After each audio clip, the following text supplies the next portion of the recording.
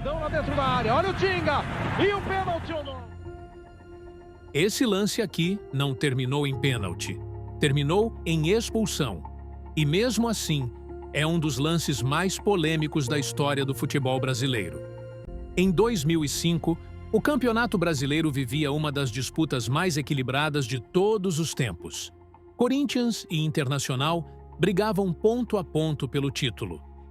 Faltavam apenas 2 rodadas para o fim da competição. Qualquer erro, qualquer detalhe, qualquer decisão mudava completamente o destino do campeonato. Não era uma final, mas tinha peso de final. A pressão sobre jogadores, técnicos e principalmente sobre a arbitragem era enorme. Foi nesse cenário que esse jogo aconteceu. Em uma jogada dentro da área, Tinga recebe a bola, tenta passar pelo marcador e cai.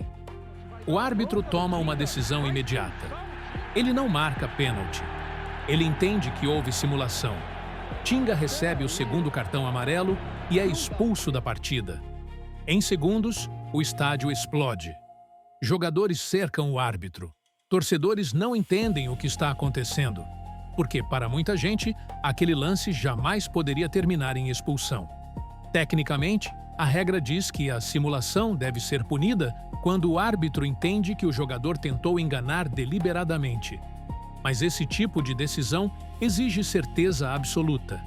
E é aí que começa o problema. Diagonal curta. Só vi bunda de jogador. Na hora que eu chego, tá o Tinga caído, o Fábio com a bola na mão, já em pé. E pra mim o Tinga tinha se jogado, né? Falei, se jogou. Ele dobrou o joelho antes. É o que eu vi. E eu, como nunca tive medo de nada, eu já tinha acabado de dar um amarelo, ele metia o segundo amarelo e rua pra ele. E eu sou o cara que mais expulsou nesse trem. Ao rever o lance em câmera lenta, a dúvida aparece. Existe um toque. Existe contato. A grande discussão nunca foi se o contato foi forte ou fraco. A discussão é: isso é lance para expulsão em um jogo que vale um campeonato?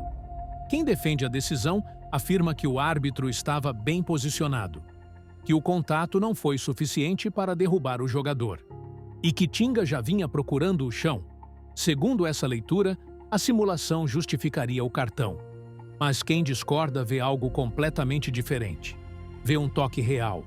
Vê um jogador tentando seguir na jogada. E vê uma punição extrema demais para o contexto do jogo. E aqui entra um ponto crucial.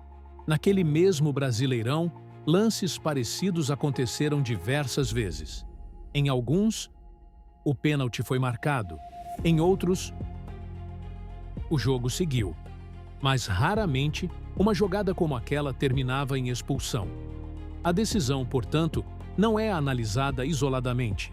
Ela é analisada dentro de um campeonato inteiro. E é impossível falar do Brasileirão de 2005 sem mencionar o escândalo que veio à tona pouco tempo depois, a chamada Máfia do Apito. Um dia antes do jogo, o árbitro Edilson Pereira de Carvalho e o empresário Najib Fayad, presos ontem em São Paulo, tiveram a seguinte conversa. Amanhã eu faço um jogo fácil. Não tem jeito, não dá para escalar, árbitros. Amanhã eu faço, tu vai assim do Figueirense. Se você quiser, pode jogar até os seus carros que você tem. Que amanhã eu saio de escolta do Figueirense lá.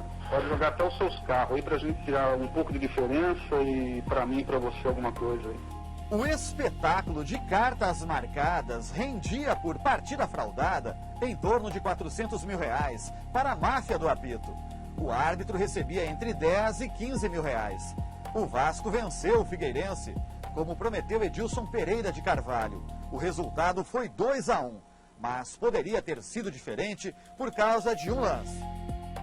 Investigações revelaram esquemas de manipulação de resultados envolvendo árbitros. Jogos foram anulados.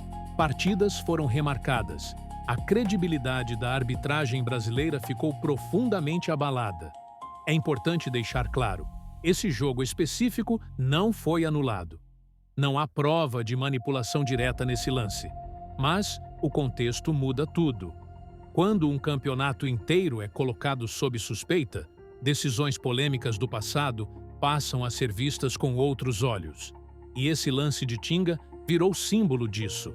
Não apenas pelo erro ou acerto da arbitragem, Mas pelo momento, pela punição e pelo peso que teve na reta final do campeonato, o Corinthians seguiu na disputa. O Internacional saiu daquela rodada profundamente prejudicado. O campeonato seguiu. O título foi decidido depois. Mas esse lance nunca foi esquecido, porque ele representa algo maior. Representa a fragilidade da arbitragem. Representa a falta de critério. E representa como uma única decisão pode marcar a história de um campeonato inteiro. Agora fica a pergunta que atravessa o tempo. Foi apenas erro humano? Foi uma interpretação exagerada da regra?